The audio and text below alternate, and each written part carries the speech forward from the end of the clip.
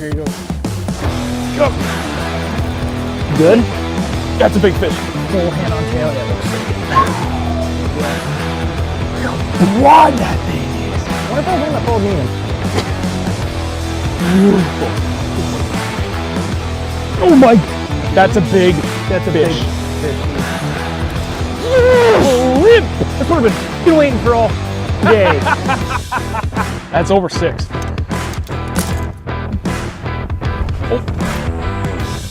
That's a good fish.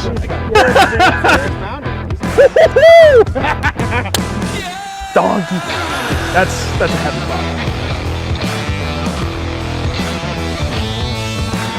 Oh my God, please get the net. Please get the net. I got you, buddy.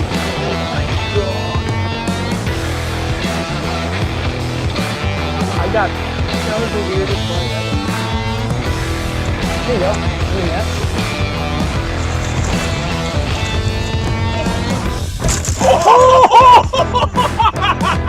What the? Oh yeah, he's got another 4.5.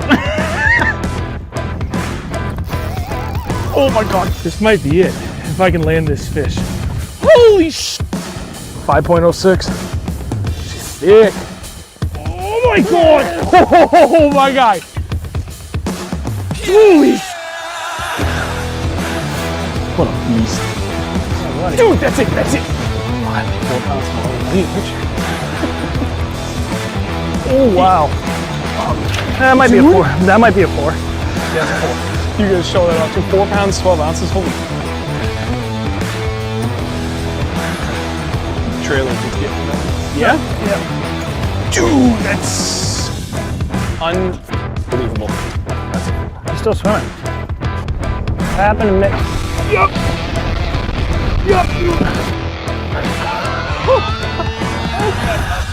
5.3. Sorry for freaking out. My first fish of the year. There we go. That's a big fish. Thank you. Yes, sir. Yes! 414 though. Gee. Not too shabby. How's it going, everybody? Hi. How's everyone doing on this fine evening? We have a lot of people in here already. This is fantastic. TV18, David, Chris, Mike, Gordy, Tommy, Ben, Kevin, G, Gary. G Gary. Oh, G Gary. Oh no, Gary, I think I got the suds. Not again. Don't you I dare. don't yet. Don't you dare. Last time you said that, we're all sick as hell. Yeah, well, Not really a new intro, Cam. That's got, I don't know, a couple months old now. Slacker. Not paying attention. How the hell is everybody doing tonight? We're going to talk a little bit about forward-facing sonar because your boy may have made a purchase today. I got toys. It's going to be great. mm-hmm. I can't wait. We'll get to that in a minute. Jesus Christ, who else showed up here? Northeast Bass Fishing. Hey, friend. Ben again. Cam, haven't been here in a minute. Yeah, it's been a while. Al, Chris Topher, Curtis, Chris. 1990. You mean 1990? Yes, that too. Whatever. As always, try and give it a minute. Let other people show up. But by all means, as usual, keep the conversation going as we are going. We're trying this whole different format of keeping it much looser. It's definitely doing a lot better. We're getting a lot more engagement. Like, everybody seems happier, and it's certainly a lot easier on us, too.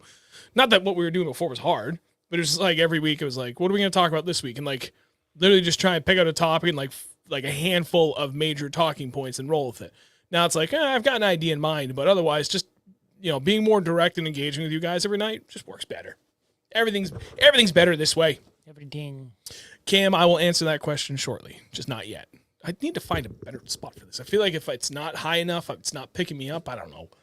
Overthink these things. Anyway, while you're all here, do us a favor, please. Drop a like on the stream if you haven't yet. It helps more than you know. For those that are new, welcome. And if you haven't done so yet, subscribe to the channel and turn on post notifications. I've been really consistently inconsistent in that I'm trying to do Monday, Wednesday, Fridays. Wednesdays are always the streams. Monday and Fridays are random videos. But I'm not hitting every Monday, Friday. But when I do have something to upload, it's always a Monday or Friday and then live streams on Wednesdays. Hi, Alec. Oh, hey, Alec. Good evening, degenerates. In other news, we did another show last night with another podcast. Yeah. That was fun. Bass and Brews. Have you guys heard of them? We were on their show last night as guests. It was actually a lot of fun. It was, we kind of got to let loose and it felt good. Yeah. We weren't like so Censored. Yes, correct. So if you want to check that out, I think it's airing on Friday. Yeah. Yep. I don't know what time, but. Well, I'll have the information when they're getting ready to post it, probably either Thursday night or Friday morning. I'll get all the stuff so I can share it out and you guys go and listen to it. It's I know most of you don't care. Like typically we swear a lot anyway. I edit out of everything and we don't typically swear much on here because I have a 10-year-old and a 5-year-old and they like to watch. So I keep it clean for their sake. And I know it helps other families. Like I've had people reach out and say, I appreciate you keeping it clean, or reach out when we don't keep it clean because they like to watch with their kids. So it works. Hey, Jamie. But this one was not censored whatsoever. No. It started off with them. I was like, all right. Yeah. Don't need to worry about it. Think about it. I can't fish, hey friend. Jamie, welcome back again. Oh, I'm going to burp. Sorry. Trout. Ooh, what is it? Al. Who's throwing Huddlestons and what color are you using? Hey. Oh, you were throwing a Defiant. You weren't throwing a Huddlestons. It's essentially the same thing. It's a giant 8-inch swim bait. Yeah. Soft body swim bait. Yeah, it was. Didn't get bit on it. Hoping to. We didn't get bit on stuff out there No, at that we point in the day, dude. It was bad on Yeah, Sunday. we just kind of throwing the kitchen sink at that lake, and it just wasn't really panning out. No. Well, let's do that then. A quick little weekend recap because we haven't really done that much lately. So let's do that. Give hope to those that are hoping to go out this weekend. And there is one thing I will say.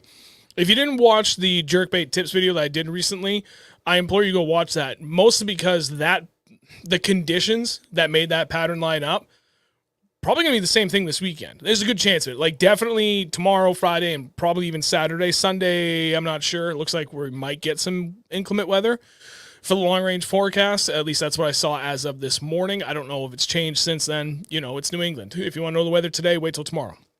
But I implore you, if you're still out there and you want to get out there and maybe you're looking for a little assistance with what you're doing and maybe get some confidence throwing a jerkbait, I really think that bite can be replicated. Like where I went with Dennis and then like we caught all yeah. Mm-hmm. I guarantee you we went there Sunday. We would have absolutely smacked him around. We'll kill him like this Sunday. Oh, you want to go there this Sunday? I'm not sure if I really want to. I'm just saying that if we were to, if we'd probably put 50 fish in the boat. Probably go there and catch, say 50, 60 fish on jerkbaits. There's and jigs. Part of me that instead of doing the thing down south that we were talking about, I don't even want to talk like beyond that, just in case. But I would like to go north of Champlain, and if the weather is like moderately inclement, we should just go there. Like save ourselves the drive, get a little bit of sleep, go out there, crack 50 fish, probably get lucky and get a couple of bigs, and then we just stay local, and we could go somewhere somewhat. We'll figure it out. I know I can't fish. You're on a long list of people we still owe we got a lot of people. We still got to work through the list too. And we got to do some more guiding next year too. So there's a lot going on. Oh, I didn't even get to tell you this. Let's break this news. We are hired again to guide for the Candlewood Fishing Camp on Lake Champlain next July. 4 days. Next July or this coming? This coming July, sorry. Okay, cool. 4 days? 4 days. That's not bad. No. So the Monday you would normally be off. Mm-hmm. I am busy. I don't even want to talk about what I'm going to do yet. I'm just going to go through the whole process, and whatever happens at the end happens. It's all good stuff. I'm being like super superstitious about this. So Monday's a wash for me. And I then have an idea what you're doing. You probably know. And then so Tuesday, Wednesday, Thursday, Friday, we can be up there so we can leave Monday because I won't be gone all day. And then I have to be back home either Friday night or Saturday morning because my 20-year high school reunion is that Saturday. Jesus. Yeah. I am old AF. Boys. Boys. Graduated in 84. Born in 85. Shut up. But anyway. Oh, hey, Ryan. So, weekend fishing report. It sucked. I mean, it's this time of the year you run into those conditions where it's feast or famine. And it was famine, except for like that first hour that we were out there, and it was like, okay, this is great. And I caught 3 fish. I caught the first one, and then like 2 minutes later, I caught 2 more back to back, and then that was literally it. That's all I caught. I caught my only 3 fish in like a 5-minute window. And you caught 7. And I think your first 4 was that first spot. Yeah. And then you like just kind of limped along like the last 3 over the next 6 hours. Mm-hmm. Yeah, it was slow. Deeper, Very slow. very. Deeper glacial lake. I don't know. Average depth is like 55 to 60 feet, and water temp was still 45. Surprisingly warm for this time of the year, and it just shut off. And one of our best friends was out there fishing. He only caught 2. It was just that's how it goes. And we stayed out there longer than probably most people would, because at some point we talked about this. You get those feeding windows, and we talked about it. We're like, it's gonna turn on, right? And like 2 hours later, please tell me it's gonna turn on. And then 5 hours after that. We can go home now. I don't think it's going to turn on today. No. So hopefully you guys can find better luck this weekend. I like the idea of it. If you guys can get out Saturday, I think it's going to treat you really well. So hopefully for those that didn't put their boats away already, you can get out there, take advantage of it. Again, we've talked about jigs 1,000 times. Those are still working. If not that, then it's usually a jerkbait bite. Unless you get out deeper water, blade bait plays, Damiki rig. Hopefully you guys get out there and hammer them this weekend. Mm-hmm. Where did I miss? I got the invite for 2 weeks on Candy next year too. I'll see how it lines up. Nice, dude. Cool. Well, keep me posted. Yeah, Champlain. Sorry, I know what you meant. That'd be awesome. Gonna take a day of fishing over high school reunion. Yeah, Yeah, I went fishing almost all through high school. Well, and that's the thing. Like, go there that much. I wasn't friends with the vast majority of my graduating class, so it's kind of like I'm going there for the 5 people I still already talked to. If they're going, I'll go for them. I mean, that's really it. That's all it's coming down to. Plus, it's close to home, and it's at a really nice bar/restaurant that I love, Molly Stark. Ooh, Yeah, so it's like you kind of can't go wrong. Get a good meal in. I mean, couple literally drinks, anything you get is fucking phenomenal. Get out of there. Yeah, dude. So anyway, what's up with that? Let's talk about forward-facing sonar a little bit. I already see you guys chiming in, throwing your chirps out there a little bit. Brian, you made it. Good. So I bought an HDS Live 16 with active target today, technically. I haven't quite paid the man, but it's happening. I'm going to pick it up on either Sunday night or Monday morning. I dropped my boat off with Bass Fishing Electronics. I think, well, I got to talk to Steve again, the owner. I was supposed to bring it in actually Thursday and have it done Friday, but it's not going to be able to work out anymore with everything I have going on in life. So I got to postpone it a couple days, and I'll drop the boat off Monday. And then the following weekend, we'll have a 16-inch screen 100% dedicated to forward-facing sonar. It's going to be incredible. It is. And now it's going to ruffle some feathers. Distract the shit out of us. Yeah, well, and that's why, like, my wife's like, do you really need to put it on right now? I'm like, yeah, because I want to go out there and play with it for the next, essentially right now, 5 months before the first tournaments of the year start. And, like, one, become as used to using it myself versus playing around with it in other people's boats as I can. 2, same deal for Andrew. Like, just the 2 of us get used to it. And 3, get through that initial excitement of like, oh my God, I can see the fish. Which, I mean, we've seen it from fishing other people's boats plenty enough. So, like, that initial, like, newness and excitement isn't going to be quite as profound. But I just, I want to get through that and get to a point where I'm like, I know exactly what I need to do for adjustments, the whole 9 yards, and everything will be good. Your mother is a damn saint. Carla, thank you very much for the donation. Oh, thanks, Mom. On that info, wait, what?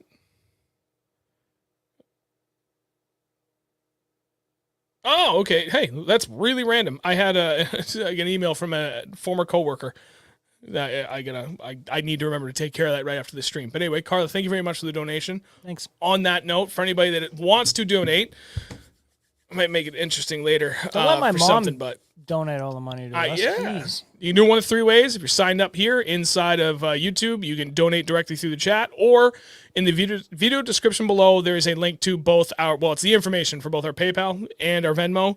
Go ahead. I mean, literally anything you guys send our way helps. 100% of every dime you've sent has been spent in this whole setup. We've shown it a couple of times, so it's going to be good. But anyway, waffle the forward-facing sonar. Dude, you know how much money you would make off that? Dude, that'd be stupid. Carl, what's up, man? Glad you made it. Donate. See? Donate if you hate this live stream. Thanks, Oliver. We love you, You're Oliver. the best. Cam 3 is just fine. What are you talking about? I missed it. Oh, well. Anyway. Yeah, forward-facing sonar. Let's hear it. What are your thoughts? Yay or nay? Do you hate it? Do you love it? Do you have issues with it? Do you not care? And if you can, explain yourselves. I'm excited just because I elaborate. want to see how the bass are going to react. And that's pretty much what I'm excited about. I want to throw some big glides out in the middle of nowhere and just see what the hell follows it up. Oh, yeah, dude.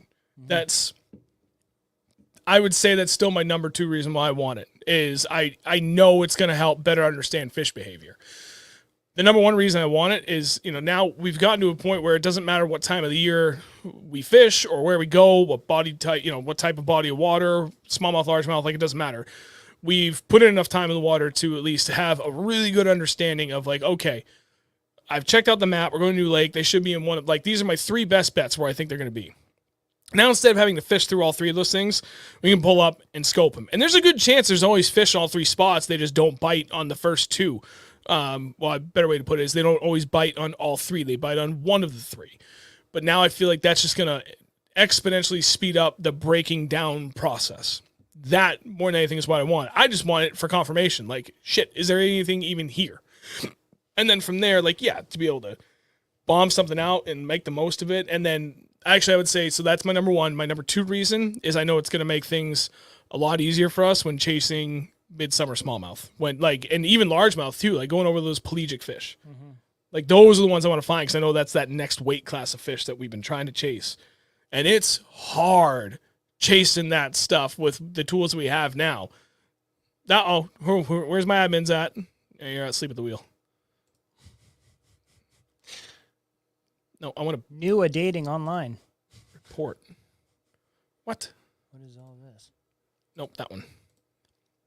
Yep. Okay. See you. There we go. Thank you, Cam. So those are, really the 3 biggest reasons why I want it. Did I even finish my 3rd? I think I did. I got distracted by all the crap in the chat. Sorry.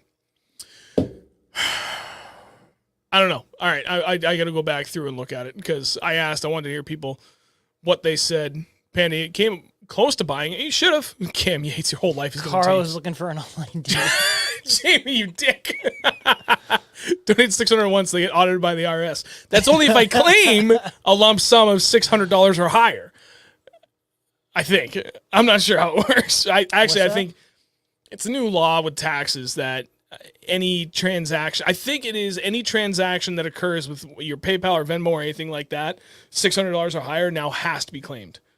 Which is kind of stupid, really, when you think about it. And one interesting example I saw was like, okay, I get my paycheck and I get taxed on it. So that sucks. And then, especially if you're in a state like Massachusetts has a sales tax, you go out and buy a sofa and you get taxed on that.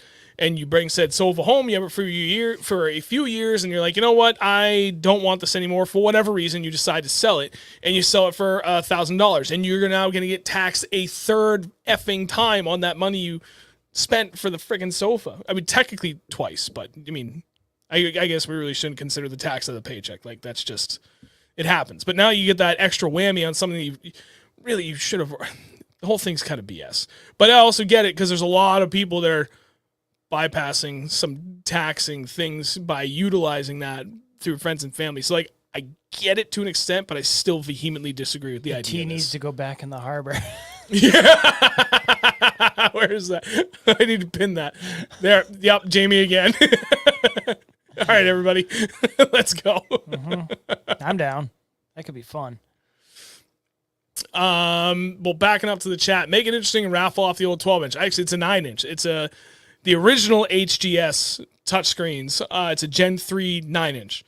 And, it's a little rough around the edges, but it still functions, flawlessly. There's no issues.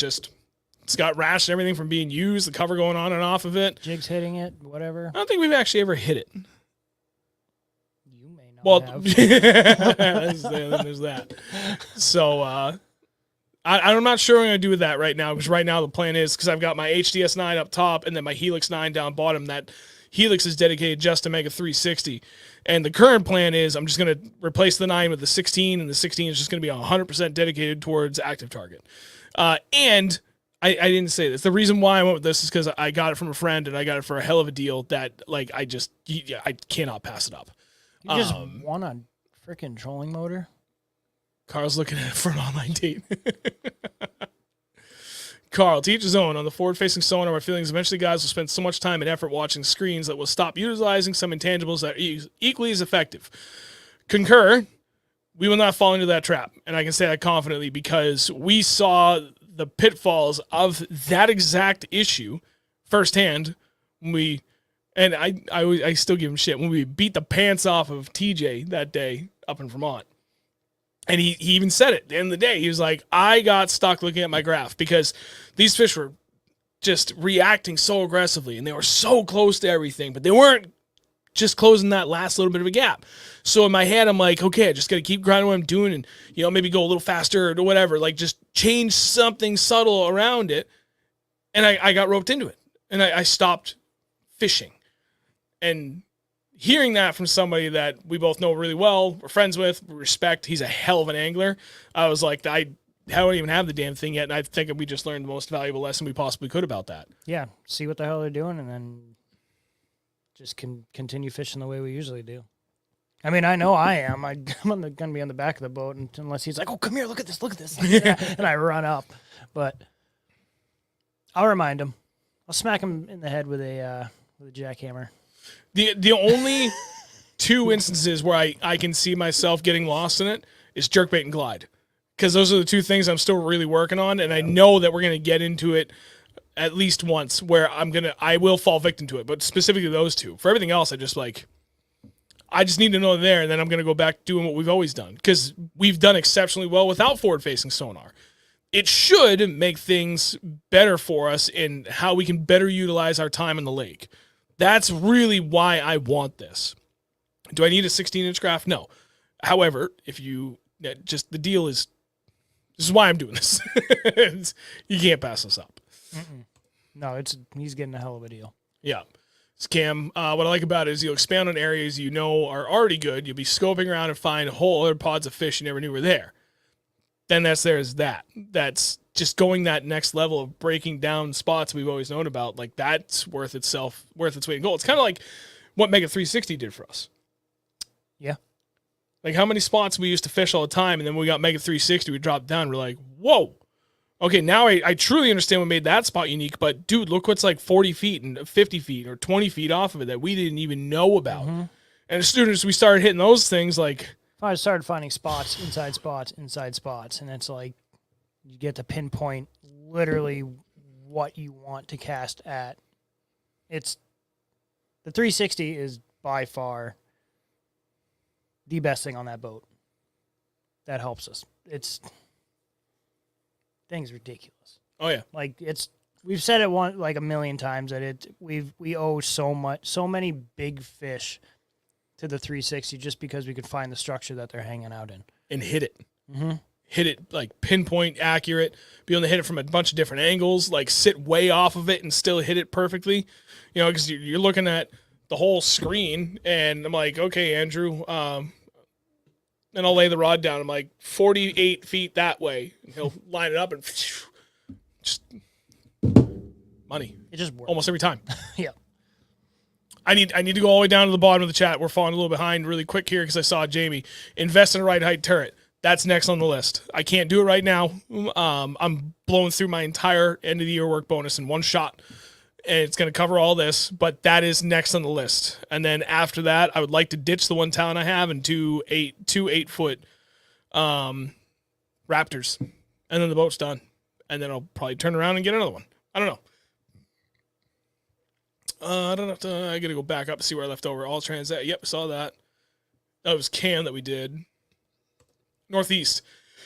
I'm glad you guys are out in deeper water staring at their screens. I can have the bank to myself to flip all day. Well, right now, if you go and try and flip all day on the bank, you're not going to catch shit because they are down deep. I think he knows.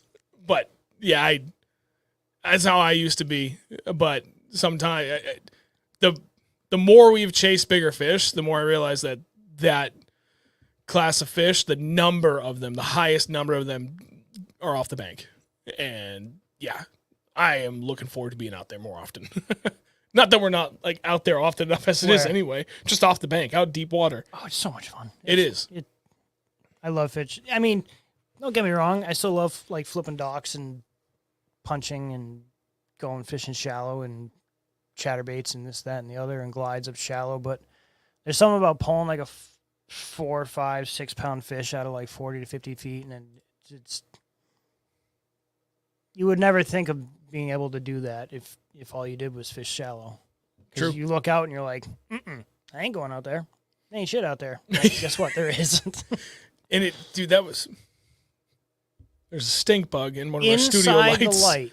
Those little bastards get into everything. That's wild. Anyway, yeah, I'm just you're reminding me of what I remember feeling the first time that I forget who the hell it was, but like we're gonna go fish deep water, and it wasn't just deep; it was like hundreds of feet from the shore, and I'm like, this is dumb.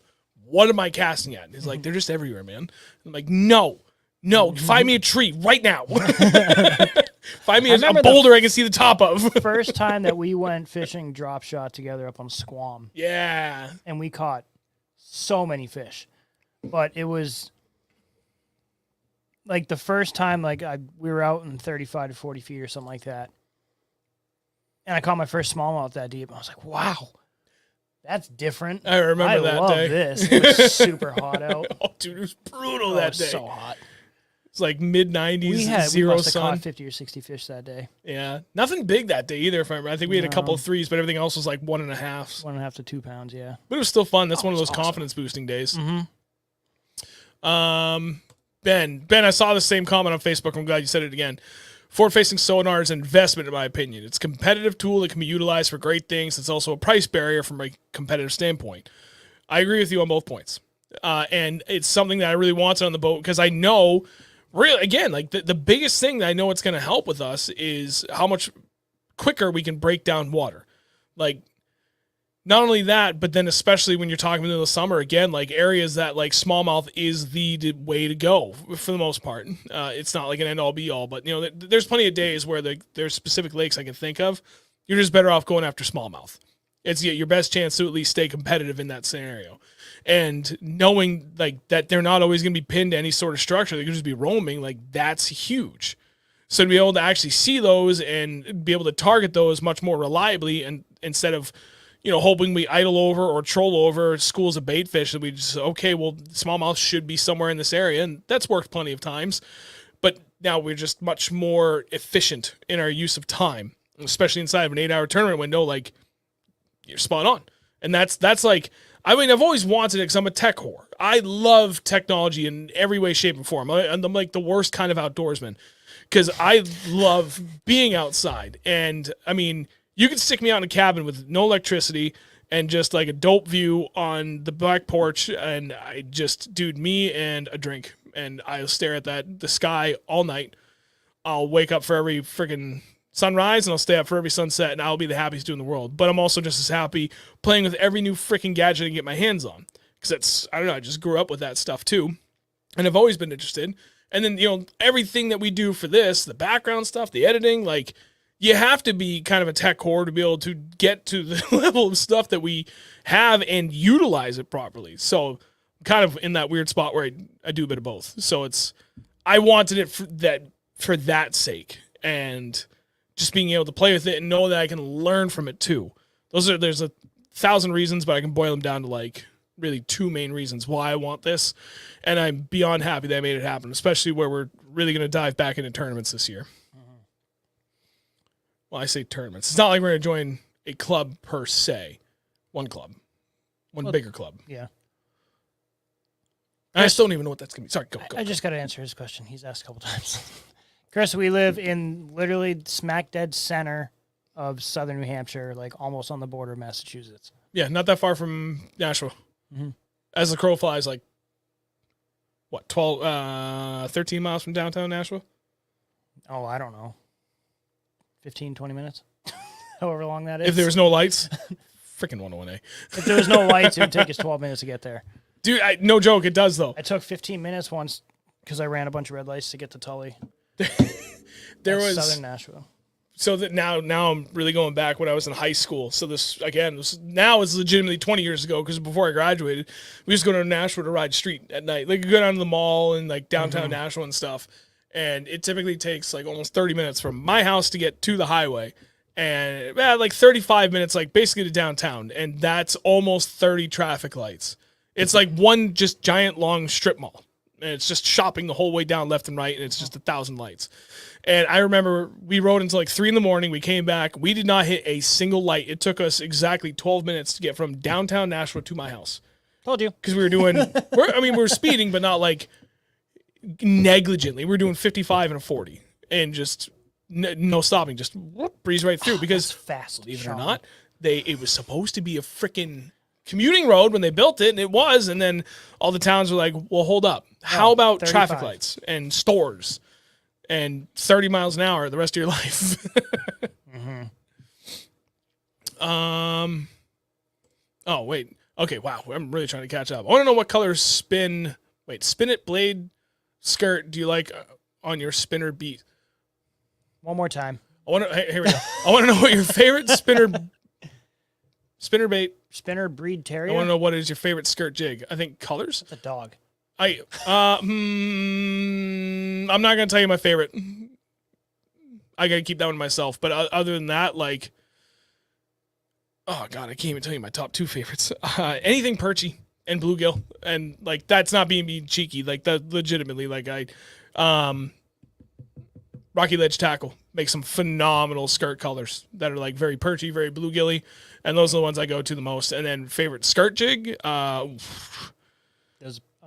It depends. all of them. It depends on the day. Yeah, And what they're biting. water temp. Oh, just drop your Aquaview camera down there and you can see everything like it's on TV. I actually have one now. It's right there. For ice fishing, yeah. I can't wait to use that. I know, it's going to be great. How long is that cable on that? I don't know. Let's pull it apart and find out. I hope MD. I hope it's over 70 feet. It should be. Forward-facing sonar is going to make a lot of other tech super cheap. So that's a bonus for people not wanting to spend the big money. Yeah, to an extent, I do concur with that. Okay, sorry. Yep, I saw him close to Vermont, New Hampshire. It's that's the benefits of not having deep water here, though. Yeah, yeah. Yeah, if you don't even have the option. There's no deep water in Jersey? Apparently not. I mean, their state record's only 8.5 pound largemouth. It's true. Trash. No, I'm kidding. We love you, buddy. Cam, I feel if you run a pole mount and spot lock trolling motor, you're going to get sucked into the trap and keep trying to catch fish that don't bite. With a trolling motor, you can move around and scan at the same time. Oh, spin this one. You also don't give yourself the time to drop on a fish 100 times and realize, it's not going to eat. With yeah, me, but if you're spot locked and then you got to turn the trolling motor, you're coming off spot lock, and if it's blowing 20, 30, you're not going to stay on that spot for long. That's true. And that's why I keep going back and forth. There's a part of me that would rather just put it like on a like manual pole instead of a motorized turret. I'd rather just reach over and just like twist it by hand. Yeah. And as stupid as that sounds, but I could be more articulate or fast, like depending on what I'm seeing, like I can catch up real fast, or I can just like flip it around behind me, flip it fast forward. Like I remember talking to a friend of ours. So TJ, Smallmouth Freaks on Instagram, he made his own version. And I had asked him that. I was like, is there a way you could essentially like clutch it? So I could disengage the motor and I could just go by hand. So like if I really wanted to go like insanely slow, like if I was looking at structure or something, I would love to have that option. I know they have them I think they have them for kayaks where you can move it by hand, but yeah, I don't know. Carl, I'm sure you'll just use it as part of the arsenal, but around the U.S. now, things like wobble jig around the U.S. now, things like wobblehead jigs, Carolina rigs are slowly and surely being utilized less and less. Too lethal big fish producers. Yeah, true. You still use them. I still use Carolina rig quite a lot. I love Carolina rig. Ferris, I see you guys throw drop shot and Demiki and rely on the screen a lot to video game fish. Is it worth throwing drop shot without imaging? Oh yeah, drop shot all day. No, yeah, it's like fishing a jig, just a little different. Yeah.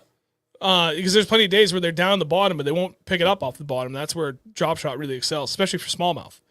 Demiki, though, I don't see how I myself could ever Demiki rig without even having at least your standard 2D sonar. You can do it. You're just going to be really fishing blind completely. Completely blind. And especially the things that we've learned from experience, like, you can drop it down and, you could literally drop it to the bottom and then reel it back up 10 feet. And you should be fine just doing that, 5-10 feet off the bottom. And that will be fine, but we've seen fish time and time again. It literally happened with the first fish I caught of those 3 fish, where it came up 3 times before it bit. And the second one, it took 2 dips before it bit. The third one bit immediately. That's how I was able to get 2 of those fish in the boat real fast and then, toss them back right away. But then, thinking back to last year too, the most extreme example was 90 seconds. And I think it was like 7 or 8 times that fish came up and looked at the bait and back down and came up. And without being able to see that, I would never know that I had a fish that was like at least that interested and was trying to make up its mind before it ultimately did. It was, It was a good fish too. It was a little over 3 pound smallie. Yeah. But there's plenty of other fish where, yeah, they'll come up and down 4, 5, 6 times before they'll finally commit to it. So for me, Demiki rig, like I need some sort of electronics to be able to fish that with the degree of confidence that I have now, because that's one of those things that, like, can it get bit without it? Yeah, absolutely. Just like anything else. But I can make them bite, or in the sense that I can stick around long enough to, I'll wait them out. And I've done that plenty of times. That's the slowest anything I've fished. Demiki rig is top of the list for how slow I fished.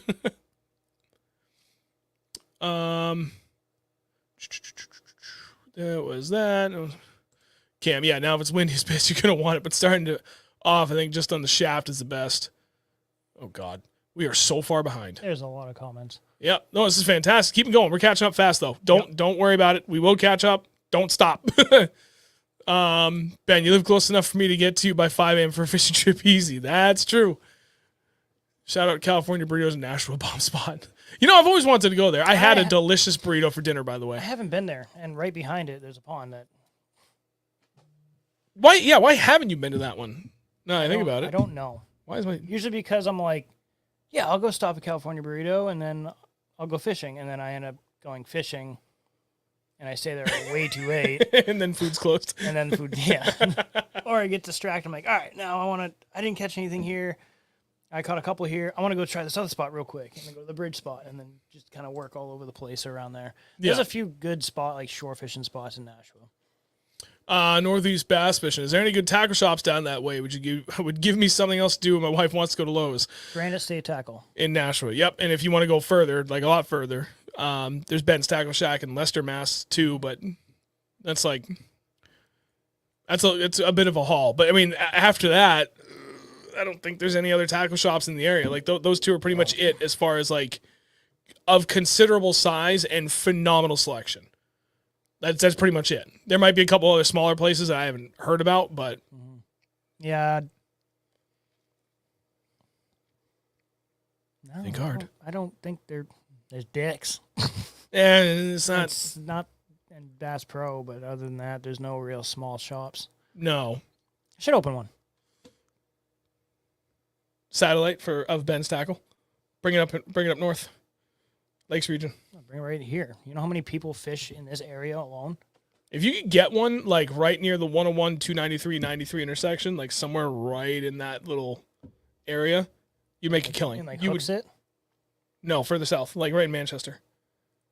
So the Four Corners in Bedford, you have to go right essentially to get on what is the official portion of the highway of 101. If you go straight, you get down in there by like Pure Hockey. Yeah, but if you get it closer over towards 93, then think about all those people coming up 93 you could be able to service too. And from that area, from Manchester down 93. Early, 3 a.m. for all you early fishermen. He's going to do that for like a week and be like, this was dumb. This is great. Go to work at 3, get out at noon. Yeah, I mean, really, those are the hours that would be ideal, because by that point, most people are already fishing anyway. Right. And the people that are probably coming out there that time of the day are, it's either like in a real pinch or people that like probably aren't needing to shop at a store of that caliber either. I mean, I know Bait Shop in Hampton is open at 3 because I got there before they opened. And he sells a shit ton of bait. Yep. But dude, if you think about it, like if you were set up right there, right off 101, so you service everybody from that. You're essentially around Route 3, so you service everybody north and south of that. You're also right next to 93, so everybody coming up from Mass, 93 from Mass and then 93 north up towards the Lakes region. And you're talking like right there to like Tilton exit 20. It's only half an hour. Yeah, it's not far. So you were essentially half an hour to 45 minutes away from the Lakes region.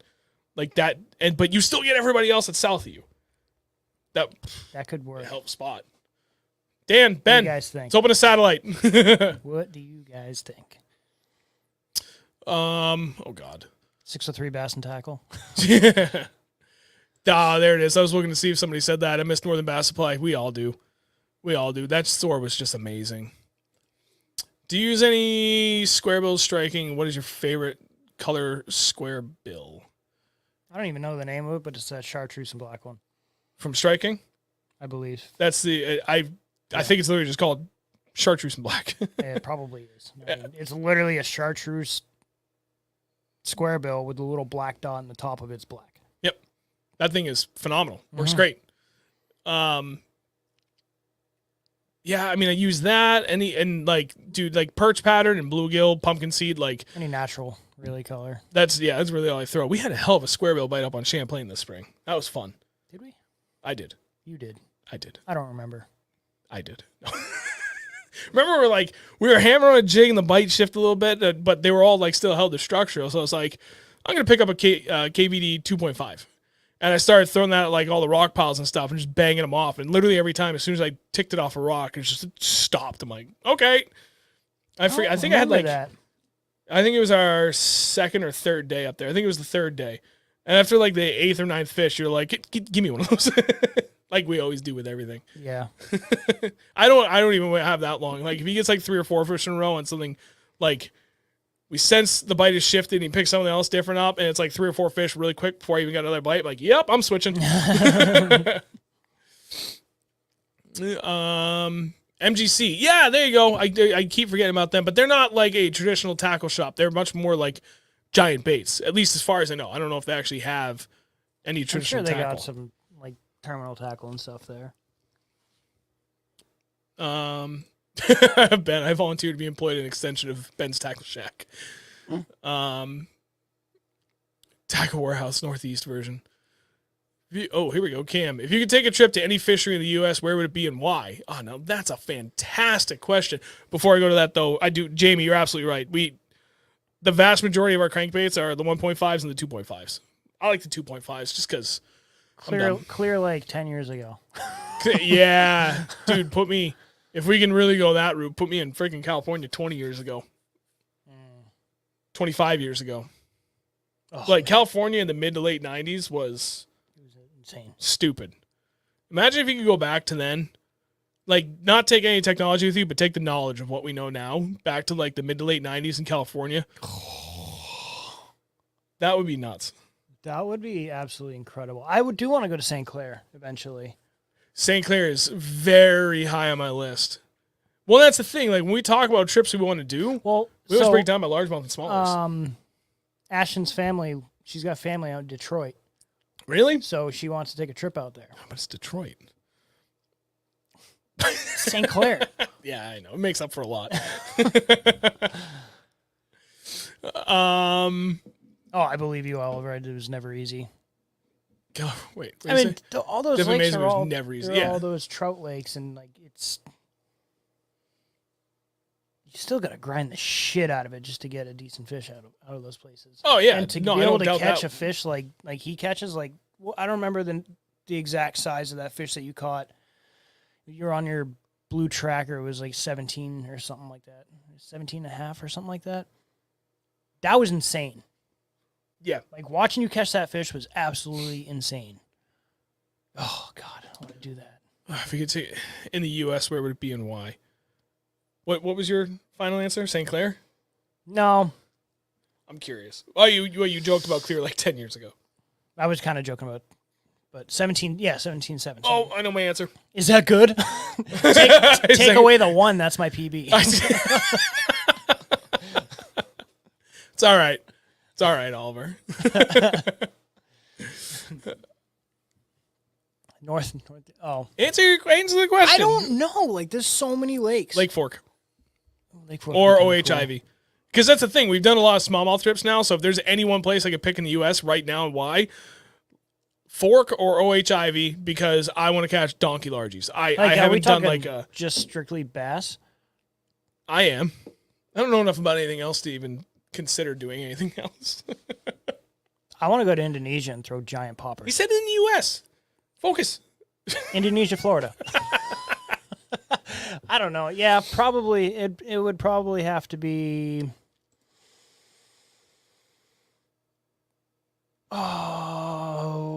Oh, Chickamauga. Ooh, chick would be fun. Chick would be sweet. Yeah, it would. Or even just what's the big one down in Florida? Big O. Okeechobee. Yeah, Okeechobee would be fun. Okeechobee. Which hopefully in the next year or two will be on that. MD, yes, we have done that. He's got a little John boat that, I mean, he's taken out quite a bit. I used to do it all the time, but not since I got my big boat. I have a hard time getting out of the big boat. I do like this from Oliver. It's like saying save up and go to the strip club to find a girl that likes you. Yeah, but then you end up start dating her for a couple of years and you want to blow your fucking brains out.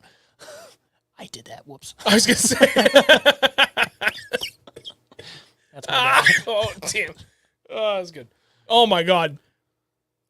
When we share the Bass and Bruce podcast we were guests on last night, because they don't do it live, they pre-record it and they post it up. My god, you guys need to listen to it for like there's a can we call it a highlight or a low light when we It's a highlight in that, but it's a low light in my life.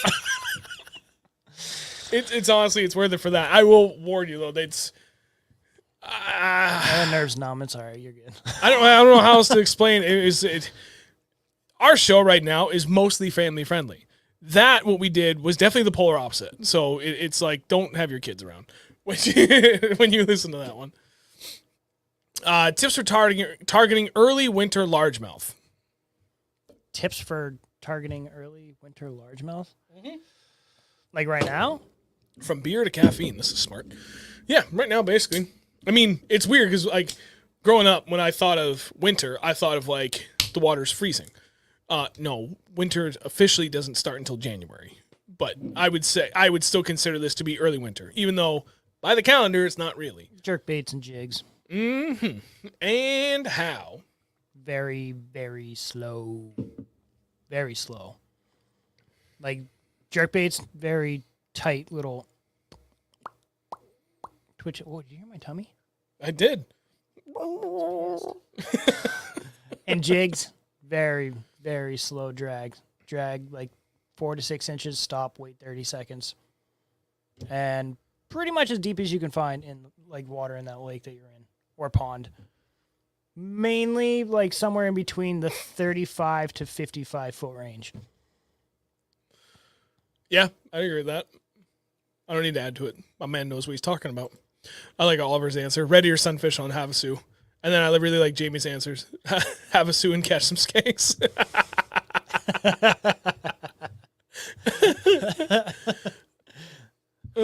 Sorry, Chris, we're trying to catch up. So you just told me that your favorite color square bill is chartreuse with the black dot. Correctamundo, sir. One of them. No, yeah, one of them. No answer after that. I just want to make sure I didn't miss anything else. Jesus, that got personal. Wait, what? What did it? They're still talking about how he dated a stripper. Oh, is that? Oh, okay.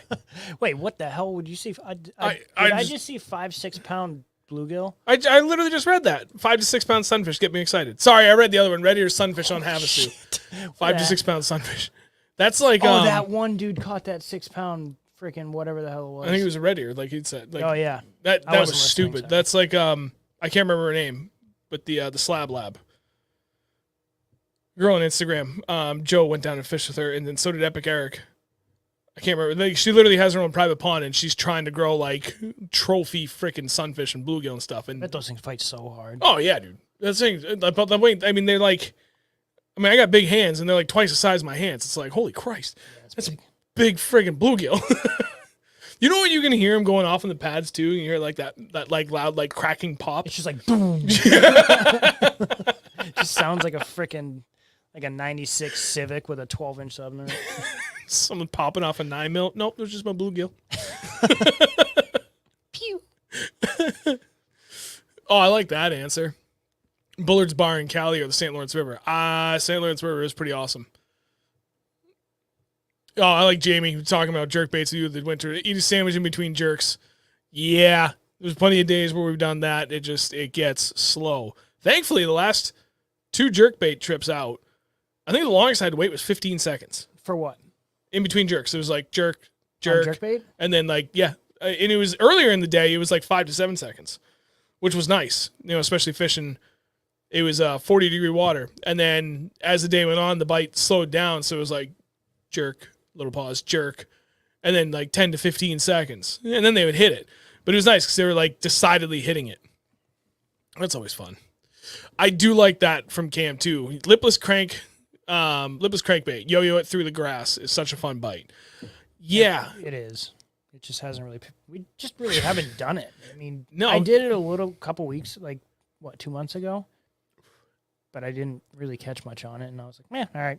I don't know if it's just like we're not using the right colors or we did it for so long on those same bodies of water that they're just not tuned into it at this point anymore. And I'm sure it'll turn back on, but I can tell you it hasn't been for lack of trying, with the exception of the last 2 years. But dude, I used to do that all the time, and that was one of my most fun ways to catch them in the fall. There's just so many different baits and techniques now to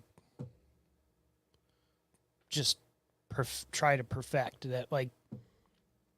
Sometimes we just need to go back to the old ways of doing things and just go to the old baits that we know how to use, and we should try doing that a little more.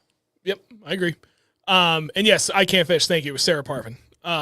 Chris, I want to know that you guys make videos while you or guys are fishing together of the places that you say where you're headed to. Yeah. I'm kind of getting the gist of that question. We don't, we're not going to tell you where we're fishing. We just don't. I mean, we've seen it happen way too many times. I mean, from other if we're people. on Champlain or up on the St. Lawrence or Ontario or the giant lakes, Winnie, we'll tell you, but any of the small ponds that we fish, the places that we keep near and dear to our heart, we're not going to tell anybody about it. No, MD said it right. We don't spot burn. And that's the thing. A lot of places, we've worked hard to figure out that, okay, those places are worth our time. And then there's other places that friends have told us about. And now I'm talking about a dozen different places that I've literally been told about 25 years ago or a year ago. I can't even say a year ago because I don't think we fished. Might be one place that that's a new spot that that was shared with us in the last year. But everything else is many, many years in the past. It's an hour and change away. Yeah. But you know what I mean? It's it's just one of those, even if every single spot was ours to fish, we put in the time to figure it out. I don't want to just go and blow it up. And then more than anything too, even if it's a spot that we picked that ends up being a phenomenal lake, which has happened quite a few times, man, that could be some dude's 50-year-old honey hole. And we're one of the only 5 people that have come to fish it this year, And if we tell everybody that we're out there on all these spots and they go and blow this up, how much of a dick move would that be on our part? And what does it gain? Nothing. I'm not saying this in a negative way to you. I always tend to find myself speaking more emphatically on this subject. Too much soda pop. Here, poop your pants. One time. Too much soda pop. There's nothing to be gained from it other than people that are curious because they want to go fish the same spots, and that's going to do nothing but hurt it. And even if it was a spot of ours that I knew nobody else wanted to fish, I still wouldn't do it. But that would be that would make me feel like crap if we went out to a lake that just looking at the map, you know what, that lake looks cool and it's got all the depths and everything we want, so let's go just fish it, and we find out it's an amazing place, and we blow up a honey hole from some dude's been fishing the last 50 years almost untouched. That would be so bad. What is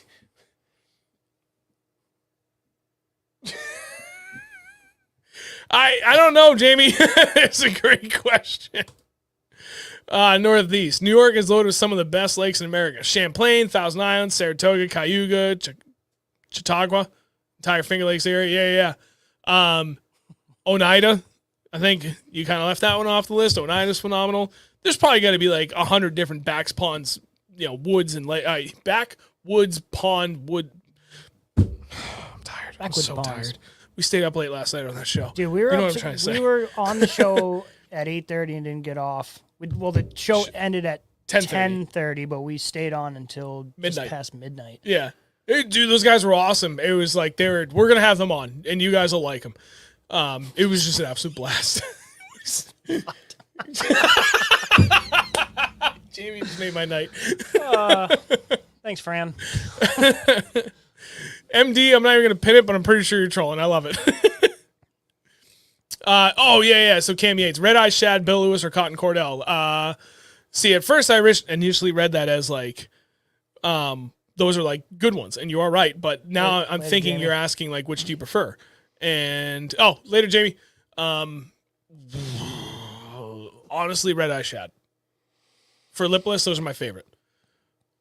I used to have a bunch of the old Bill Lewis ones, the ones that came in the plastic case. Yeah, I have a ton of them. Yeah. And it's nice because you used to get them with those, like, they're probably not crabby hooks, but I always associated those hooks as being like kind of subpar, those like goldish looking ones. Yeah, like the eagle claw. Yeah, but now you can get them with the Gamakatsus on them, Yeah. and it's like, okay, yeah, now we're talking. I got a bunch of those. See, Oliver, how am I supposed to see your spots? It's a give and take relationship here, Oliver. Okay, you tell me your spots. Wait, what is it? Your Quiet lipless. Yeah, actually, I did Focus on really actually good on a quiet lipless. Wait, what did my father-in-law? You went and did it now, Snoov. That's my nickname. That funny story. When my wife and I first started dating, this is back in the caller ID days, and this is, 2001. So 21 years ago, we first started dating, and I called, and my last name came up as, it just, all I could say was SNOV, for the first 4 letters of my last name. My father-in-law quick saw it, and he was like, what the hell is a Snoov? And like, to himself.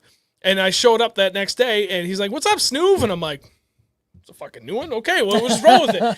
And for like a year, he called me that until finally, I think it was my sister-in-law, was like, why do you call him Snoov? He's like, isn't that his name? And we finally realized that he misread the caller ID, and I got stuck with this. Anyway, so he went and did it now, Snoov, my wife, little group text. What do you do now? So the kitchen knives are so sharp, you're the designated knife sharpener now. Ha ha. I sharpened up his little like filleting knife and his like actual like cleaving like Should- carving You knife. should get one of those Sharp Smarts or whatever they're called. The rolling ones? No, it's like a whole machine. I got 4 stones. I got five. Shut up. 500,000, 2,000, 4,000 grit stones. I just. It's That's what Ashley honestly. wants for Christmas. She wants one of like the triangle, like the 3-sided ones. Oh yeah. Yeah, she wants No, wants one of those. get her the Work Sharp. That's what it was. work sharp. There you go. Get like the 2 different stones. You know they're basically laminates. There's different coarse gradients on either side, and then it comes like this little kind of tray thing for them to easily sit in. The little rubber pads on the bottom so it doesn't slide across the counter. Maybe I'm it's just just gonna me. have her pick out what the hell she wants someone to buy it for. Do it. I just headphones in, pick some like lo-fi tunes, like something really relaxing, and I'll for an hour I'll just sharpen the shit out of those knives, and it's totally off topic, but it's seriously one of the most fun things I enjoy doing. Or I could just get Cutco and never have to sharpen a knife again. Do what? Cutco. The hell's Cutco? Cutco? Yeah, The knife company? Cutco. Cutco. My mom has them. They're fucking wicked nice. You gotta have to sharpen it at some point. Not really. I'm just kidding. Yeah, you do. They're super nice. Anyway, we're just fish, not knives. All right, so I wanted to let you know that is what I've been using. I've been getting luck with it. Well, fishing, then I have a red crawdad that is from Strike Ring. I like it. Wait, Oliver, and I feel emboldened since I'm a member of this channel, and I feel I can get away with being Being an asshole. Oh, Oliver, you're the best. Wait, if fishing was easier in California, I wouldn't keep driving back to New York. It's a long day trip. Well, a long I day gotta and a say, half. those smallmouth are like when they're biting, they are biting, and it's kind of hard not to catch them. Especially up in New York, like What? when they're biting up there, Yeah. it's not hard to catch them. No, it's just everybody goes up for the same reason we start going up there. You know, you see the elites, it's like, oh my God, I want to go catch 25 pounds of smallies left, right, and center. Just Or that 30-pound bag. And finding those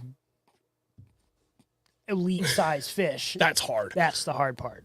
You can go up there and catch 100 freaking 1 to 2 pounders, 3 pounders all day long, but getting into that 4, 5, 6, 7 pound class is not freaking easy at all. No, I mean, I had my head way too far up my ass. But the first time we went there in 2019, thinking like at that Well, point we so had learned much a lot. to like. There's so much up there. Like you're looking at everything, you're like, Yeah. like there's so much to take in when you're up there, and like just relaxing for a minute and fishing like how you normally would.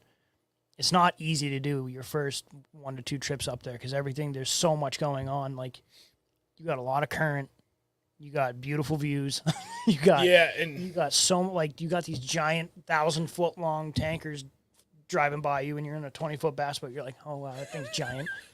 Like there's just so much going on. But then once you start getting, by the way, you're not getting my waypoints. The guy I'm buying the graph off of. Brian, the sail's off. No. Once you get past all that and you actually get tuned into your fishing and you're like, okay, now we're here to fish. After like the first 2 to 3 days of excitement is kind of calmed down. You try and figure something out to get those more bigger fish, and it's just hard. It's just hard to do. We have lost multiple fish, probably most likely. Yeah, they were over 6 pounds. Without batting an eye, because we both lost at least 2 that jumped. We got a clear view of them that were like, okay, that was 6 all day long. I mean, it's one of those, like, a big fish in New Hampshire, you look at a big smallmouth, and, like, you can tell when it's in the 4+ pound class. And when they're, like, that size or they look a little bit longer and bigger, they're, like, a pound heavier up there. Those fish are so ridiculously dense. Caught a 14.5-inch smallie that was 2.5 pounds. My God, I forgot about that. That thing was a baby blimp. Yep. It's a baby wheel, Jay. Call the aquarium. Ben, here's a question, an equipment question. If you're looking into taking video on a GoPro, hypothetically, what would be your recommended accessories? Great question. Depends on what kind of GoPro you're using. If you're using the older ones, they don't tend to overheat as much. The newer ones, where the actual like housing itself, the GoPro itself is now waterproof, they run hot. So I really recommend an aluminum cage or case for it, right? It's just a light-duty aluminum housing, but that really does a good job of just kind of helping with heat dissipation from that. You can put additional heat sinks on it. I did some testing. It does help. I don't know that it's helped enough, but I erred on the side of caution, and I rarely have any of my GoPros overheat. And I literally went and bought one of those like thermal like temperature readers, like little freaking laser infrared ones, and ran, I think it was 8 total days of testing all day. Because when I got all this, I was working remote every day. We had a COVID outbreak, so it was just like I could just keep testing them. And I've seen that, yeah. I don't know, just all the aluminum stuff absolutely helps. That's one. 2, external battery, like just getting a power bank. And the thing is, like, those older GoPros aren't nearly as power hungry as the new ones, which is kind of weird. But I'm assuming it has something to do with the chip in it, basically, right? Because it's able and capable of doing a lot more than the older versions, like the 8s and 9s, and especially the 10s. Even though I'm filming at the same resolution and frame rate as I was before, I had to go from a 10,000 milliamp hour power bank to a 15,000 to be able to get almost the same runtime. I mean, I have a little bit more, but I essentially had to get like an extra 2,000 more milliamp hour to get the same runtime. So go up another 20% in capacity to maintain what I was doing before, just from going to a newer generation GoPro. But it's nice because I plugged the damn thing in, I hit go, and I think I can get actually a total of 14 hours runtime on the GoPro on one of those 15,000 milliamp hour battery packs, which is awesome. And just USB-C. Take the GoPro battery out, and just USB cable straight into the GoPro from the battery pack and just let it run. And it makes life so much easier. I literally cannot begin to tell you how much easier it makes life. Oh God, there's a lot. We're getting there. Work sharp. Okay, so I remember Snoove Bass. Man, you have come a long way. Yeah. Well, I mean, the reasons I had like not my real name out there made sense at the time. And thankfully, the older generations, put that very, very nicely, the older generations have come along with the way the world is transitioned here, with how people make their money on, like, through, I mean, really the whole reason I did it is because there was that really, really negative outlook from basically, like, not my parents, but my parents' generation, like 50-plus-year-olds that were like, you're that old and you're still playing video games, and there's that real negative stigma to it. And I started out with gaming, and I didn't want anybody to make that connection, so I always had these like just stupid fake names around everything so that people couldn't easily make that connection. All those people back then totally understood it if you had a dollar value attached to it. Then everything makes all the sense in the world. But if it's not a significant dollar amount, then a lot of those people still had this like, they looked at you differently. They treated you differently. And with my professional career, I was like, I just don't want to deal with this. And then it got to the point where I was like, well, I don't have to worry about that anymore. Because thankfully, most people pulled their head out of their ass. And, now everybody's like, oh, yeah, it's cool. Because people understood the monetary aspect of it. For better, for worse, whatever. Now there's not that much negative stigma around it. Midwest Fisherman. Good evening, gents from Chicago. I'm heading to my secret pond tomorrow for maybe the last time in 2022. Wish me luck. Good luck. Wait, what? I had a friend who sold Cutco knives. Wasn't that a pyramid scheme? Wait, interesting. It's like Avon for men. No, it's a pyramid scheme. I don't know what the fuck that is. I don't care. Yeah, you really don't. I know I don't. Northeast. We do a first week in May trip on Lake Champlain every year. It's an incredible jerkbait bite. Other than the 4 to 5 foot northern pike stealing your 25 Vision 110s. That's I can't remember what brand they are. I got a cardboard box up here on my shelf of all my baits and stuff.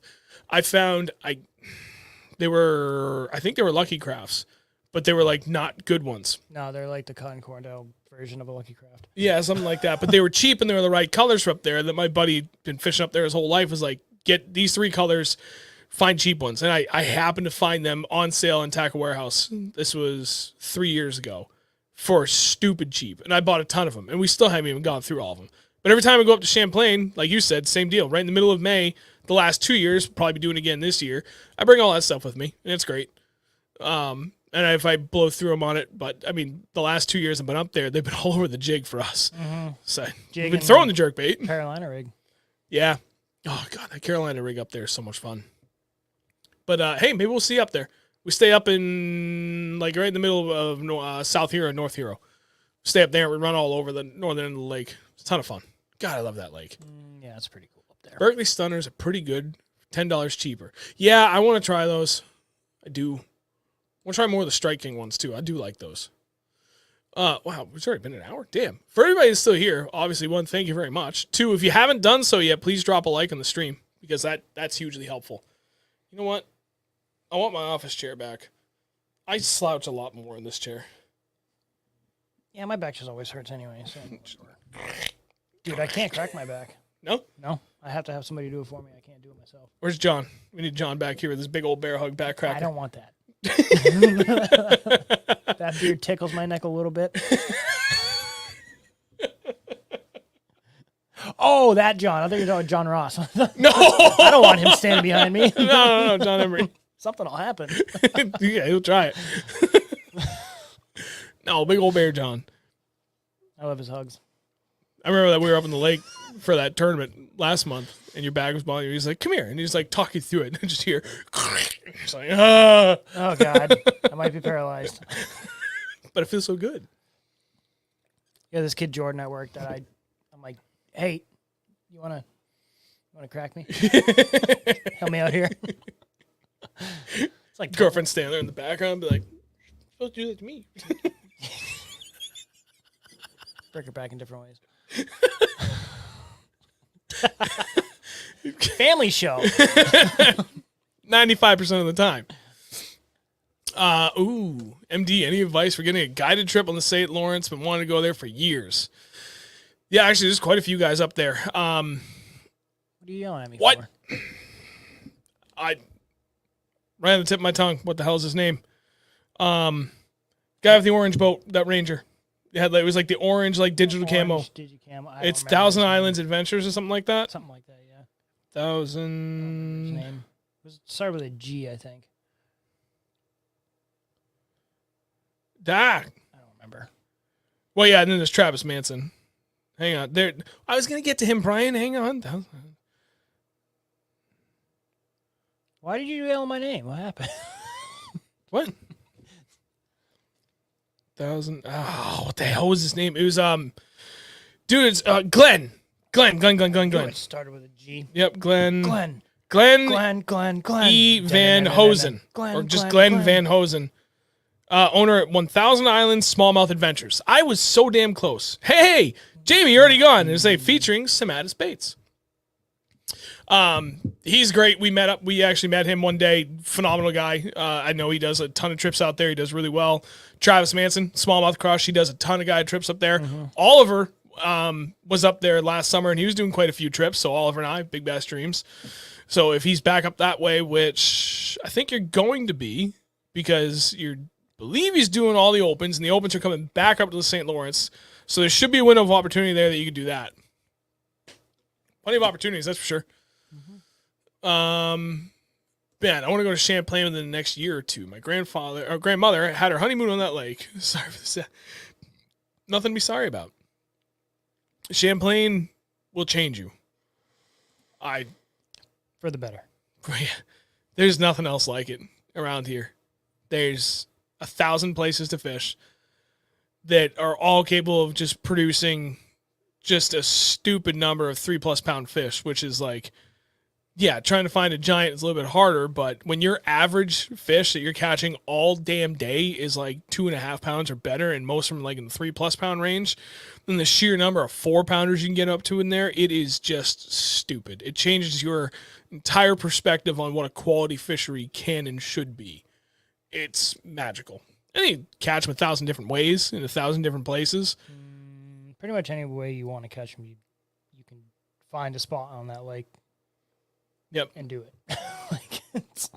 There's plenty of spots where even from a kayak you could just set up in one area and do really, really well, like multiple times out of the year, which is nice. You don't have to have a big boat to run it. And there's actually quite a few places too that you can set up and fish even when you get a really bad north or south wind. And it can get ugly out there. Real ugly. Real fast. Yep.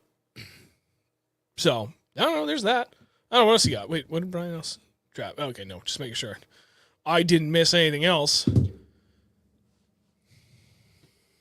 Oh, okay. So, wow, I punched the mic. I'm so sorry. I asked a question to all of you that follow me on Facebook. Granted, it was on my own personal page. I tried to friend like everybody I think is like people that watch the channel. I didn't post on the 603 Bass page for Facebook, but I did post it on the channel. And I wanted everybody, in my own words here, hang on, I'm getting there. I posted it and blocked Andrew from the post. Probably. I know I did. No, you did. Oh, okay. Yep. Hit me with some weird questions to ask Andrew so I could surprise him with it. Okay. Cam, you still here? I like this. I know Ben is. Block me. It's just, okay, we got a lot of weird ones right up front. Do you like a slow jerk or fast action? Asking for a friend. It's from Ben Marshall. Slow and steady, baby. And then along those same lines, Cam Yates, what's his favorite action for his rod? Fast, slow, or somewhere that feels just right? Fast. Fast. I like fast. This is by far my favorite question we saw from Tyler Phillips, who is part of Swimbait Scrutiny, another New Hampshire-based channel. How many edibles does it take to become one with the 250?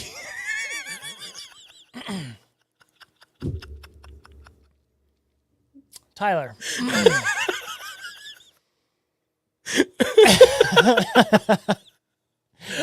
Start now. Get back to me in 10 years.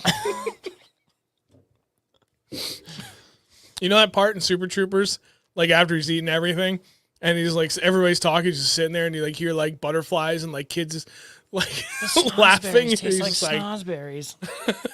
That's me on a day-to-day basis. That's just how I am, though. I'm just not. Whatever. How many edibles? Dude, you guys are the swim bait dudes. You're asking me how. I don't know. The answer is 7. Do you like movies about gladiators? Yeah. Wait, why am I answering that? That's like for you. Gladiator? Like the movie Gladiator? Hell yeah, killing's cool. Hey, Lizard. What's up, buddy? You know what's funny? I posted it and I immediately wrote a comment on my own post saying, Jerry, you're not allowed to participate. And he's like, well, now I have to. What did he say? Why doesn't Andrew have his own show? He catches all the fish. Is it only because he looks like the homeless guy that asks me for money every day out of the side of Dunkin' Donuts? What an asshole. You, Jerry. Using spit to wash your windshield next time. That's the most New England thing ever. I gotta get you donkeys, huh? Windshield's probably gonna be dirty from all the road salt, Jerry, so stop by, I guess. Have you ever had to run wet wipes out to me on the side of the highway when my IBS strikes? No, he's not. I'm going to answer that for you right now. No, never had to do that. He also said, I have more, but Facebook is what doesn't like the comments I'm trying to post. Alec. I like Alec's question. Alex Plot. Buddy, I don't know how to pronounce your last name. I'm sorry. You're Alex Plot. Would you? Oh, okay. Would you never fish a jig for the rest of your life if it meant you caught a world record smallmouth? No. My man. Take the world record smallmouth. I'm fishing jigs for the rest of my life. Brian's got a good question too. I'll get to him his last because it's good. But Justin, I don't know if you're here, Justin Kavanaugh. Pee right off the boat or the don't drink the yellow Gatorade bottle on the boat method? Right off the back of the boat. Hang it right over the side. Literally every single time, right above. Hang. It's more like pulling that thing through. Get out of my pants. It's cold out there. Like literally standing on the talon bracket. So I don't pee on the boat most of the time. I just pee all over it anyway. There's been worse on it. Brian Ernest had a really good one. What's the most embarrassing moment between you two guys on the boat? I don't think there is one, though. I mean, it's a good question. I asked this on YouTube, too. Embarrassing? I mean, I guess it depends on your interpretation of embarrassing. So, like, we've done some dumb shit that's impacted each other. Woods and weeds outdoors. Too many cameras on that boat to pee.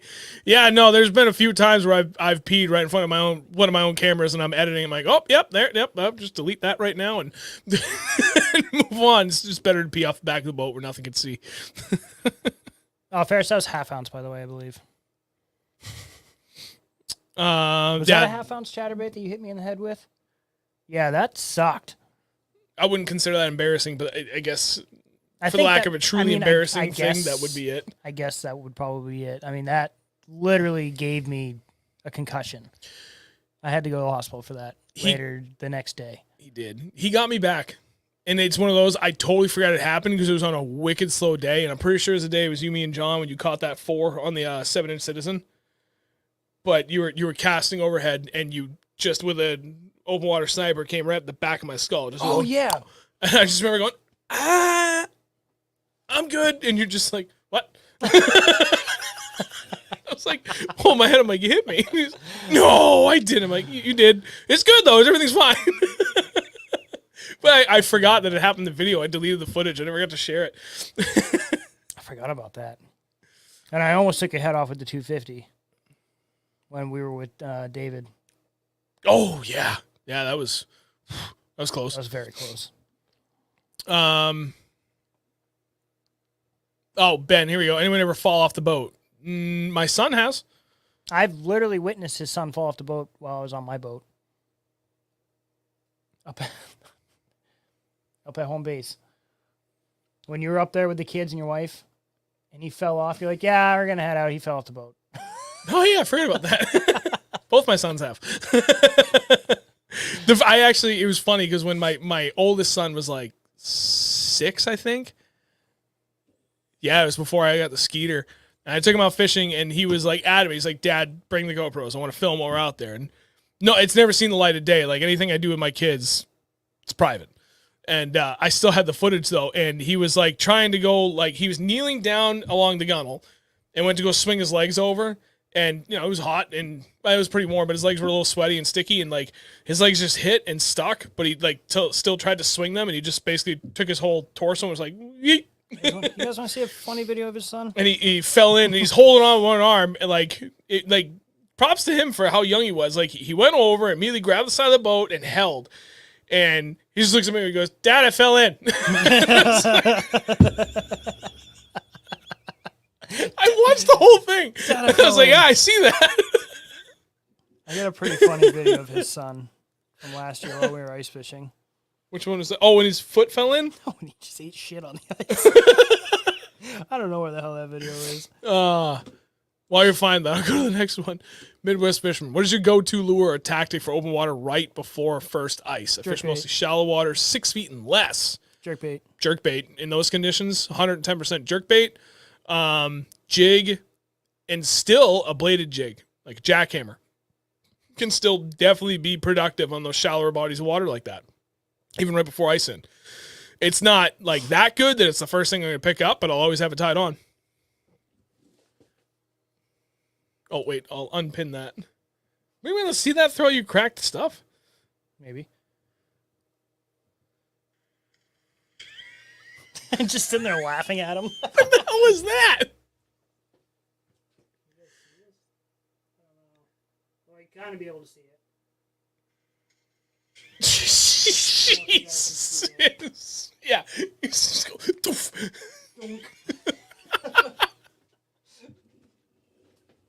Oh, that was great. That's his sperm. Eat shit everywhere. When the wind turns the boat where you're peeing, you're now facing the bank, and some houses, some family kids swimming in the water. I won't even try and go. I don't care how bad I gotta go. I'm gonna hold it until there's nobody around. I don't need that potential risk of somebody like pointing the finger and be like, oh, he exposed himself. Nope. I don't trust the world, man. I don't trust believe you anybody or anything. anything. Thing's tiny. Thing's hiding behind the zipper. Piston hiking trail seemed like a perfect spot until people walk by. You know, funny you mention that. Sometimes you gotta go number 2, and we're out ice fishing one last winter, 2 winters ago. And it was like, oh yeah, no, I gotta run out in the woods, and I ran out there and didn't even realize there was a walking trail right behind me. And like, thankfully, it was after I was done and like was just starting to like get everything back on. And was that with Kristen? Yep. I know exactly where we were. Yeah, and I started, like, I didn't even move 5 steps, and all of a sudden a couple walked around the corner. I never even heard them coming. I was like, that would have sucked. Well, I went hiking Mount Monadnock with my dad once, and he told me to walk around the backside of this big freaking boulder to take a shit, and I'm sitting there, like, I don't know, 8 years old, 7, 8 years old, taking a shit, and the trail went right around the rock. And this whole freaking school, look, I think it was like a school trip or something. All these like teenagers are walking by. I'm sitting there taking shit. I'm like, hey. So that's why you're comfortable that time you're on the job site and you were pooping out in the woods and the whole Amtrak train went by. Oh yeah. On the bucket. And they stopped. Sitting there taking a shit in a 5-gallon bucket in the woods down in South Boston, and the T goes right next to me and stops. The slowest dad didn't come to a full stop. It slowed down. There was people on it, obviously watching. Just waved. How you doing? Ooh, my dog sniffed up some tackle, hooked in the nose. When I was 8, I accidentally hooked our first family dog in the face with a jerkbait. I'm pretty sure it was a jerkbait. Like my dad, when I was younger, my dad just had like a couple of random like hard baits, and I just remember it had to have been a jerkbait. It was long, slender, triple treble hooks, and I wasn't paying attention. The dog walked behind me and I went, uh-oh. Looked back. Oh yeah. It was ugly. I had Paul and Lily on my boat once, and they brought the dog. Yep. And I had a spy bait. I apparently was on the floor of the boat, down by the seats, and the dog was laying down there. Oh. Had one in the toe in the front and one in the toe in the rear, and trying to get it off. And I was like, grab those fucking legs. And I was like, Paul, you need to squeeze those legs. Yep. Whether you hurt the dog or not, we need to get these fucking hooks out. And we ended up getting him out, and the dog was fine. Yep. Bled for maybe like a minute or 2, and she was fine. But yeah, God, that felt so bad. Those spy bait hooks, though, like thankfully, out of all things to get stuck with, it's one of those because the barbs aren't that big. No, they're not. But those hooks are sticky. Yeah, but that's what makes them good. They're super sticky, so you don't have to like lean into them hard. You like literally just lean into them, just pop right in. But small barb, easier to pop out. Mm-hmm. Yeah, you know what? I think I'm gonna make an executive decision. We call it a night here. Chat's kind of falling off. So is it? Oh, I didn't even look. You know what? You're still 36 of you here, so it has been a good night though. We had a long night last night. Very long night, and I have a very long night tomorrow, and an even longer night the night after. And we have video games to play tonight. Sorry, boys. Yeah, Girls. and I don't even know how long I'm gonna last on that, but Probably not that long. it's time for some Warzone 2. Anywho. So, tell you what, one of the things I keep asking for that I'd love to be able to see you guys, hopefully to continue to contribute with, is at any time, anywhere, I don't care where, because I literally see any and all engagement on all of our social media. The channels, Facebook, Instagram, Fishbrain, doesn't matter. I see it everywhere. At any point, if you have a topic suggestion you'd like to drop, or just keep it in mind for the next stream, dude, just drop it at any time. And we're trying to incorporate it. But other than that, we appreciate you guys that are watching. Appreciate you sticking around. Anybody that was able to go ahead and drop a like on the stream, very much appreciate that. That helps more than you know. Anybody that watches these like after the fact, you're putting comments in there too, like regardless of what it is, like that helps. Like, and like all of that stuff helps immensely. So thank you again, as always. We cannot tell you how much we appreciate it. And hopefully next week we have some. Actually, no, I won't have any cool stories about Active Target next week, so I have to get installed and then go out fishing with it after that. Hopefully we get a few more trips in before we take a minor break here during the winter. But otherwise, I'll be ice fishing at that point. So if we have ice. But yeah, anyway, Brian, MD, Evan, wait, before I go, Evan, where can we get the merch if it's still available? Why? I am glad you asked, because it is definitely available. What I've been trying to do, if you go now to pretty much any of our social media, there is a link somewhere that mentions Shopify. So I at least have it in areas that it should have been all this time. But what I can do is, bam, before we go, and go ahead and pin that. There you go. 603bass.myshopify.com is where you can get it. You just realized I don't think I actually have that in any of the video descriptions. But now I feel foolish. Now I have a lot of work ahead of me to go back through videos and make sure I add that. But anyway, there you go, Evan. So it's there. But Ferris, Lizard, Gone Bassin, David, Everybody Northeast, that's still here. Thank you all for watching very much. Greatly appreciate it. Andrew, you do your thing. We will see you guys next Wednesday, like every Wednesday at 8 p.m. Eastern Time at youtube.com/603bass. Bye. I didn't time that right. I'm sorry.